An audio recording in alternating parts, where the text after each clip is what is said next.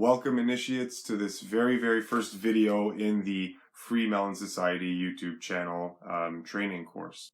So before I start, I'm just going to give you a very brief outline of what I'm hoping to provide to you in these videos, and particularly in this training course. On this channel, my intention is to provide to you what we all want. We all want health, we all want wellness, we all want good, productive, fruitful lives. And health and wellness is one of the avenues in which we can take to get there. What a lot of YouTubers and health experts miss in teaching about health and wellness is they miss the underlying natural science, the hidden arcane metaphysical laws and principles that work in the background behind the physical world and behind all of the effects that we see in our bodies, in our minds, and so on and so forth. And so in my very many years of exhaustive research on this subject, my hope is to give you health and wellness, or a knowledge of health and wellness that encompasses more than just the physical side of this subject, so that you have a more consummate understanding of what true fitness, true wellness really is, and how you can use that knowledge in your life, in your eating, in your living, in your behaviors, so on and so forth. So before we get into what true health and true wellness is, there are some core understandings that you must understand before you go to approach health, eating, diet, and all these types of things. These core understandings that I'm going to give to you about the human psyche, about nature, about the arcana of nature, these things don't just apply to health and wellness, they apply to all of the walks of life: morality, virtue, thinking, feeling, all these things. You can apply them to your life in any way you see fit, and they will only help and they will only contribute. Okay, so let's get into this. The very first core principle that you must understand is the doctrine of simplicity. Simplicity. Now, before I start talking about simplicity, I'm going to read you a couple of quotes from some very learned scholars and philosophers that we've come to revere in human literature. Whatever is not simple, easy to understand, cannot be the truth. It's Arnold Ehret. Simplicity is the ultimate sophistication. Leonardo da Vinci. I have just 3 things to teach: simplicity, patience, compassion. These 3 are your greatest treasures. Lao Tzu. Life is really simple, but we insist on making it complicated. That's from Confucius. Nothing is more simple than greatness. Indeed, to be simple is to be great. It's Ralph Waldo Emerson. The ability to simplify means to eliminate the unnecessary. Now that's really important. Okay? I need you to hear that out. The ability to simplify means to eliminate the unnecessary so that the necessary may speak. Hans Hofmann. Very important quote. You have to understand that. Possessions, outward success, publicity, luxury, to me these have always been contemptible. I believe that a simple and unassuming manner of life is best for everyone. Best for both the body and the mind. That's Albert Einstein. And the last one: there is no greatness where there is no simplicity, goodness, and truth. I'm going to read that one more time. There is no greatness where there is no simplicity, goodness, and truth. Okay, so he's saying that these are inextricable from one another. Simplicity, goodness, and truth go hand in hand. Now, one of the core tenets in nature, in the natural world, in the natural makeup of everything you see around you, nature employs a formula of simplicity in all of creation. Okay? Let me give you a couple of examples. Let's just take the vertebrate world, for example. Animals and man, all the vertebrates. Nature uses a single formula for the construction of a skeletal system. So as much as a fish might be very different in its physical appearance than a human, if you look at the bone structures, much of the bone structure is the same, right? You still have a certain spinal configuration. You have a certain rib configuration, and there's this very particular similarity in the types of bones and the types of functions all across the vertebrate world. One set of building blocks, and from those building blocks, you create everything. You have infinite numbers of variation, but you have the same building blocks, right?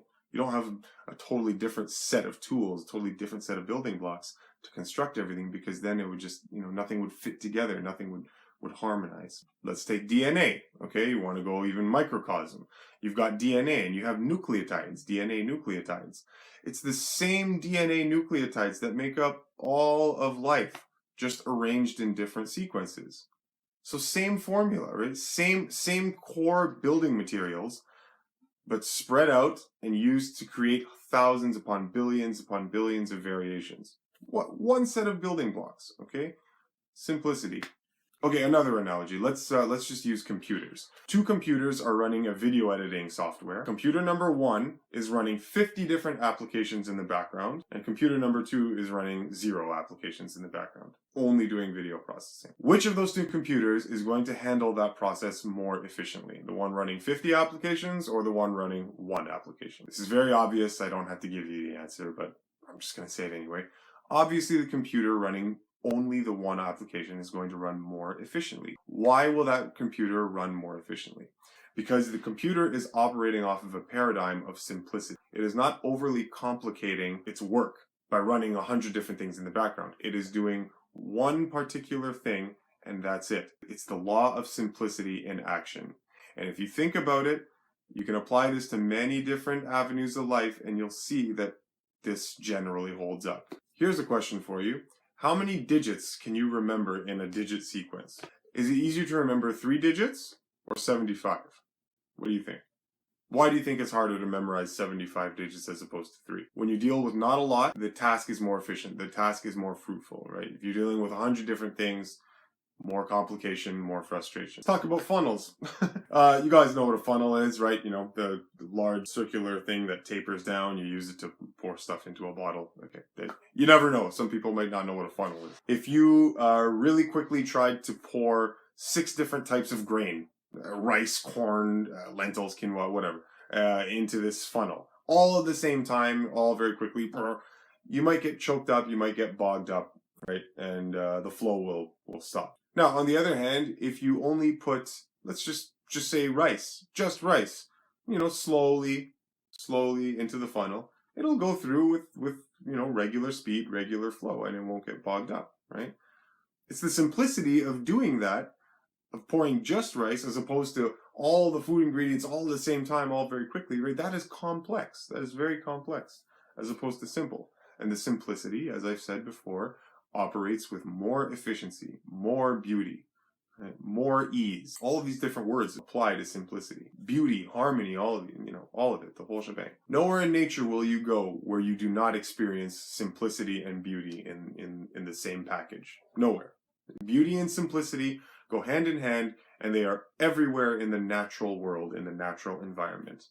Now you can choose, and we can choose to align ourselves with this simplicity, or we can choose to divorce ourselves from that simplicity and reap the negative consequences associated with it. Let's talk about beauty for a second. Now, in nature, you can understand nature in many different ways. You can understand nature in terms of vibration and wavelength. You can also understand nature from the standpoint of a more left-brained mathematical digital sense, a numerical understanding to nature's laws and principles.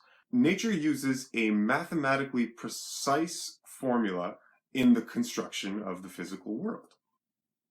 We can see that with the Fibonacci ratio, the golden ratio, and how this really embodies life at all levels, whether microscopic or macroscopic. The construction of a human face and a human body encodes in it very, very particular sets of mathematically harmonic ratios and scales that, when in conjunction with another, to the human eye, manifests itself as beautiful, as perfect, as pleasing, as aesthetically pleasing. Okay? Now, when you really understand this, it becomes very obvious the type of delusions that the fashion industry, the current fashion industry, will play on you. There is a reason why a beautiful looking face looks beautiful. And there is a reason why a malformed, let's say a deformed face, does not look beautiful. And it has nothing to do with you being a bad person, or you are shallow or anything like that. No, this is because beauty and simplicity and harmony go hand in hand. For example, the measurement between the nose and the mouth, the measurement between the two eyes, the measurement between the brow and the chin, the width of the face, the length of the face, the length of this section to this section to this section to that section. These are all divine proportions that are looked after in nature to ensure that your body is the most perfect unit, perfect vehicle in order to express a divine consciousness. Now, when things are out of proportion, to you they look ugly, right? So if my eye was over here, it would strike you as not correct.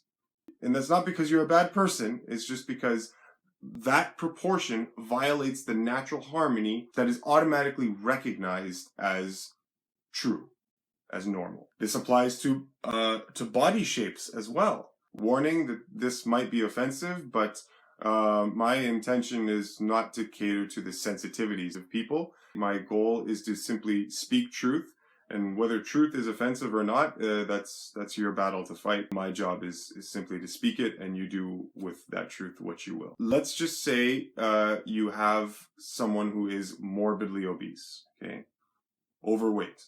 The natural proportions in the body that speak to you of balance and health. In an obese person, those proportions, those mathematical harmonies in ratios are thrown off. So when you see an obese person, to the human eye, that disproportion registers as unhealthy, unpleasing, okay? When you see a body, a form, a physical form that is very well put together, okay? Healthy, lean, not obese, that body form speaks to you as more pleasing. And why? Because what you are seeing is you are seeing the natural formulas in nature at work in that body. And you are seeing the absence of them in the obese person. Now, when you align your health and behaviors and eating and your diet in accordance to nature, and the body regulates itself, it will slowly become more beautiful, inside and out. Okay? Now, to avoid confusion, I will say that I am not suggesting that every body type should be the same. In fact, quite the opposite. Nature doesn't understand sameness. There's no such thing as two things being exactly equal in nature. No, there are going to be people that are thicker, thinner, slimmer, taller, shorter, all of these variations. Yes, of course, infinite variation is the standard. What I am suggesting, though, is that within the variations found amongst people, when natural proportions are thrown off to a sufficient extent as to become perceptible to the human eye, then we start to perceive that form as not necessarily pleasing. But so long as those proportions are still maintained in the thicker or the thinner or the taller or the shorter, then you don't perceive the form as offensive, as one that deviates from the proportions to a larger degree, okay? That's what I'm saying. Okay, so let's start wrapping this up. In nature, simplicity is king, okay? All conscious beings recognize a truth when they hear it, and those truths are usually simple to understand, very, very easy to apprehend, right? And that tells you that you're generally hearing something that is true. Let's take art, for example. What is more beautiful in your imagining than a perfect sphere? Think of how beautiful that is. And what is it? It's just a sphere. That's it. No intricate constructions, no layers upon layers of this. This type of beautiful simplicity will start to echo and resonate from your being. And I'm going to teach you how to do that, right? But for now, all I want you to understand is that with respect to health and eating and wellness, you can see that there's something very different about the way humans approach eating and diet than the rest of the animal kingdom. There is a definite over-complexity that we've placed on the entire institution of eating that seems to be completely absent from the rest of the animal world. We have divorced ourselves from simplicity in diet, eating, health, and wellness. This simplicity, once understood, will start to do wonders for your body. I'm not going to get into what those are right now, but to finish off this video, again, I'll leave you with the core foundational understanding that simplicity must be adopted in your life for the true fruits of health and wellness are to be obtained. And we've seen this, we've all heard stories of this. People with very simple lives tend to be generally happier, sometimes healthier as well. Simplicity in thinking, in feeling, eating, all of these things. I'll show you how to do them. But for now, that's it. That concludes episode 1. All I want you to take away from this is simplicity in your life. Reduce what's unnecessary and keep only what's necessary, and allow that to speak to you, as I quoted earlier before. That's it for now, everyone. Thank you so much for listening, and I'll catch up with you again on part 2 of this foundational training series.